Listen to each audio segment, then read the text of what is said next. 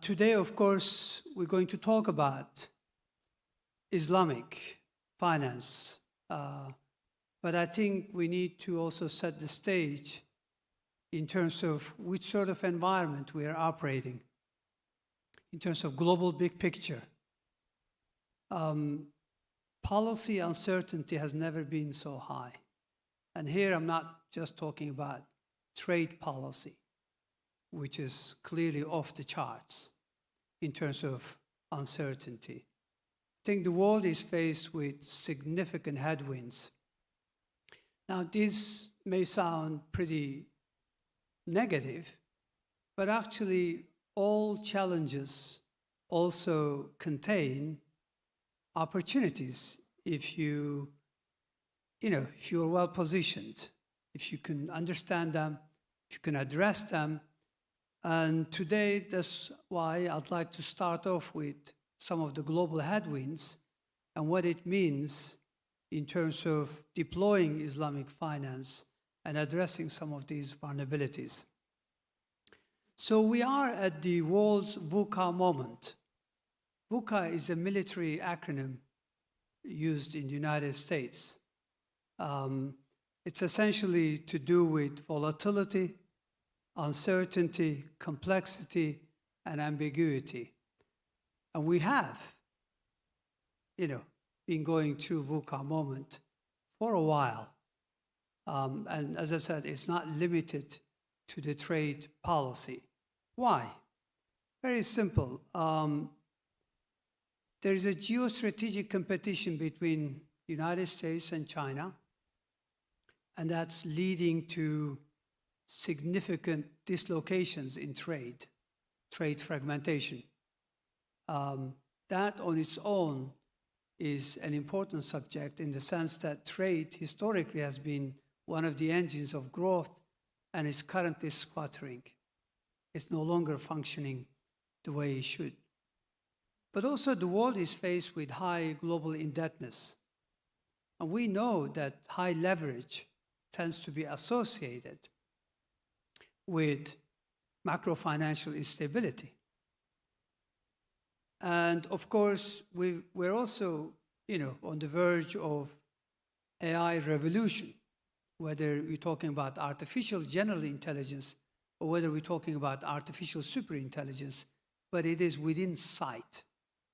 And that, means immense potential in terms of productivity.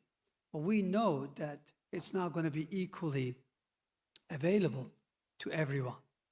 So we're talking about potential deterioration in equality globally, equal opportunities. So inequalities, again, are a source of tension going forward. Climate is another major issue. And of course, we also have hot conflicts, geopolitical tensions and, wars that are still going on. So, to keep it short, the world is faced with significant challenges. And the way some big players are dealing with it doesn't really help. So how does Islamic finance provide a way out? I think that's how we should be talking about. Because growth is going to be scarce. Growth is already down from relatively high levels of pre-global financial crisis of 2008, 2009. But with trade, fragmentation that we are faced, chances are growth is likely to be sub 3% on a more structural basis, considering the type of headwinds. So how can we develop an alternative approach to creating shared prosperity? And that's where Islamic finance comes in.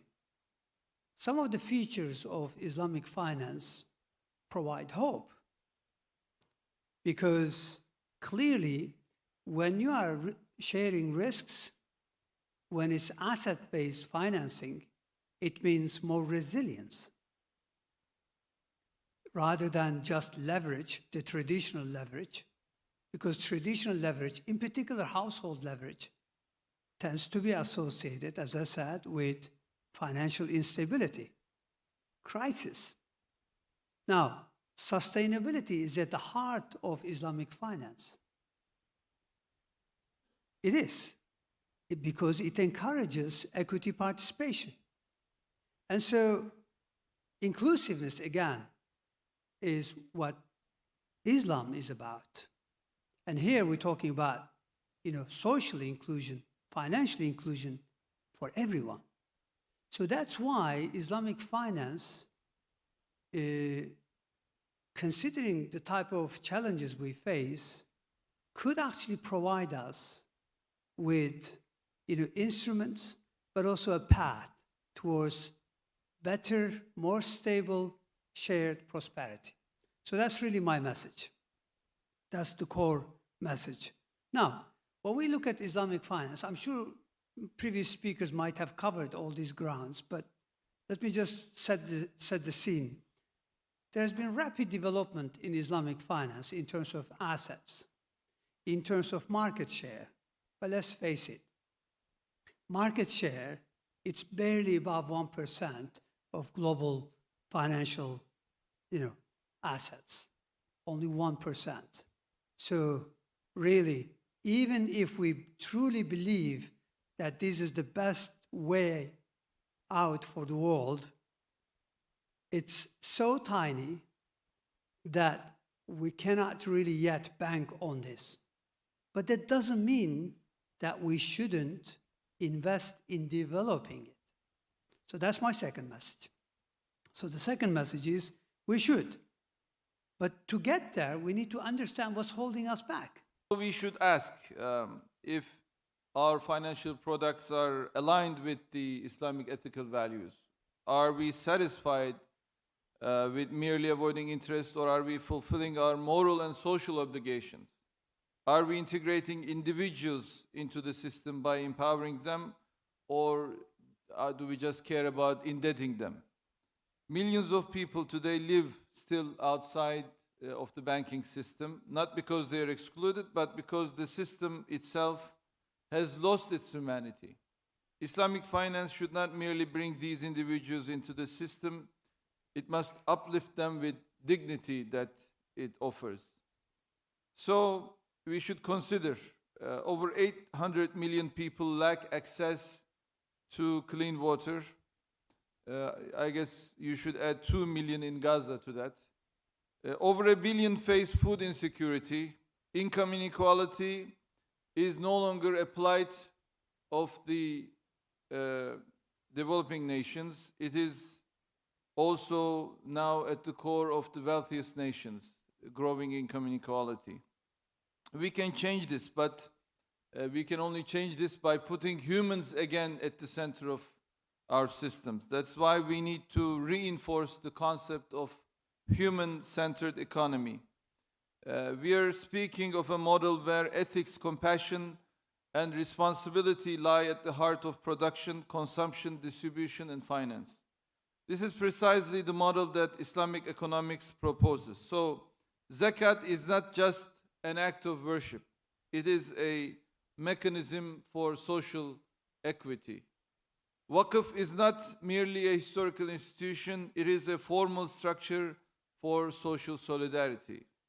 Sadaqah is not just personal charity, it is a tool for reinforcing social justice.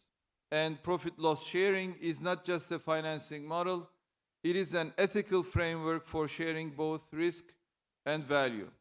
Therefore, we should focus not only on what we reject, but more importantly, what we seek to rebuild in its place. So, dear guests, we must grow Islamic finance without detaching it from its ethical roots. And innovation over imitation must be the way forward. We must develop collective financial solidarity mechanisms, zakat, waqf, and sadaqah, for addressing global humanitarian crises.